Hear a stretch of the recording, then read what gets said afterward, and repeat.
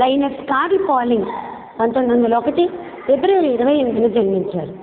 ఆయన రసాయన శాస్త్రవేత్త, జీవరసాయన శాస్త్రజ్ఞుడు, కెమికల్ ఇంజనీర్, శాంతి కాముకుడు, రచయిత, విద్యావేత్తగా పేరు పొందారు.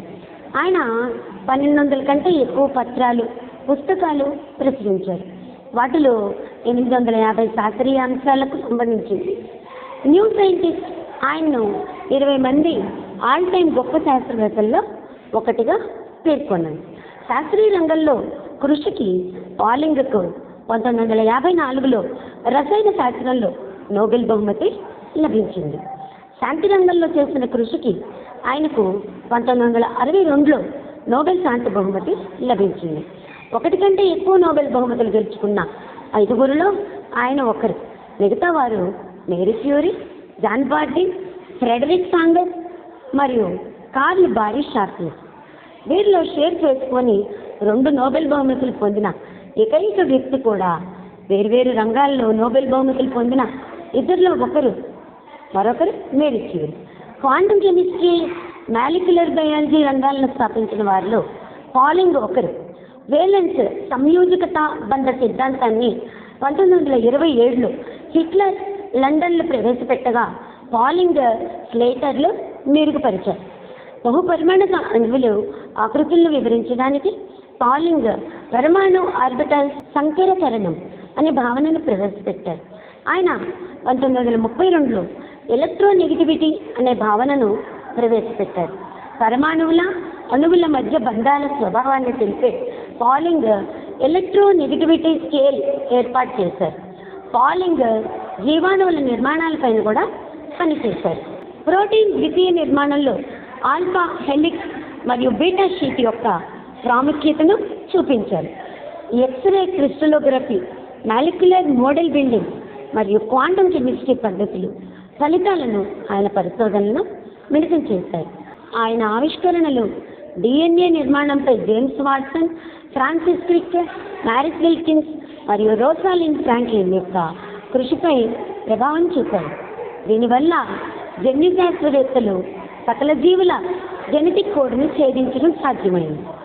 ఆయన సికిల్ సెల్ అనీమియా జన్యుపరంగా పొందిన ఉత్పరివర్తన ఫలితమని గుర్తించి దానికి కారణం ఒక అసాధారణ ప్రోటీన్ అని తెలిపారు.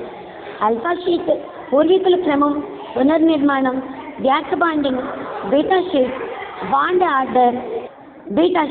బాండ్ ఆర్డర్, శ్వాసవాయు విశ్లేషణ, కాయిల్డ్ కాయిల్, కోరి పాలింగ్ నియమాలు, క్రిస్టల్ నిర్మాణం, ప్రిడిక్షన్, ఎలక్ట్రోనెగటివిటీ, రసాయన బంధాలు, పరమాణు నిర్మాణాలను విశ్లేషించడం, రేఖాగణిత ప్రెస్టేషన్, హైబ్రిడైజేషన్ సిద్ధాంతం, హైడ్రోజన్ బంధం, ఐస్ టైప్ మోడల్, పరమాణు కక్షల linear combination, molecular clock, molecular medicine, non carbon nano tube, orbital overlay, Pauling సమీకరణం, పాలింగ్ నియమాలు, Pauling Corey Branson alpha helix, Pauling యొక్క ఎలక్ట్రాన్ న్యూట్రాలిటీ సూత్రం, క్వాంటం కెమిస్ట్రీ, క్వాంటం గ్రాఫ్, అవశేష entropy డిజినాన్స్, స్లీటర్ Pauling నియమం, space filling model, valence band సిద్ధాంతం, vitamin C mega dosage, జెనిక్ acid మొదలైనవి. Pauling తరువాతి సంవత్సరాలలో అణు నిరాయుధీకరణ, orthomolecular medicine, mega vitamin therapy, vitamin C మరియు డైటరీ సప్లిమెంట్స్ మొదలైన అంశాలపై కృషి చేశారు. ఆయన అమెరికన్ మానవ హక్కుల కార్యకర్త అవా హెలెన్ పాలింగ్ను వివాహం చేసుకున్నారు. 1920లో క్వాంటం మెకానిక్స్ అభివృద్ధి ఒక భౌతిక శాస్త్రం మీదనే కాక రసాయన శాస్త్రం మీద కూడా ప్రభావం చూపింది. 1930లలో పాలింగ్ క్వాంటం మెకానిక్స్ను రసాయన బంధాన్ని వివరించడానికి ఉపయోగించారు. పాలింగ్ జీవ సంబంధమైన రసాయన సమ్మేళనాలపై కృషి చేశారు. 1951లో చాలా ప్రోటీన్లలో భాగమైన ఆల్ఫా హెలిక్స్ నిర్మాణాన్ని తెలియజేశారు. జపాన్ పట్టణాలు నాగసాకి, హిరోషిమాలపై ఆటం బాంబులు వేసిన సంఘటనలు ఆయన జీవన గమనాన్ని మార్చివేశాయి. అణ్వాయుధాల నిరాయుధీకరణకు స్నేహితులతో కలిసి పూనుకున్నారు. పగ్బాష్ ఉద్యమానికి వెన్నుదన్నుగా నిలిచారు. 1955లో రస్సెల్ ఐన్స్టీన్ మేనిఫెస్టోపై సంతకం చేశారు. 1959లో హిరోషిమా విజ్ఞప్తి అనే పత్రాన్ని రచించారు. అమెరికా, రష్యా, బ్రిటన్ దేశాలు అణు పరీక్షల నిషేధ ఒప్పందం చేసుకోవాలని చెప్పారు. ఆ ఒప్పందం 1963లో అమల్లోకి వచ్చింది.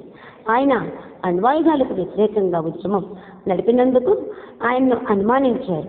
ఆయన నో మోర్ వార్ అనే పుస్తకాన్ని రచించారు. పాలింగ్ 1960లో రేషనలిస్ట్ ఆఫ్ ద ఇయర్, 1961లో హ్యూమనిస్ట్ ఆఫ్ ద ఇయర్గా ఎన్నికయ్యారు.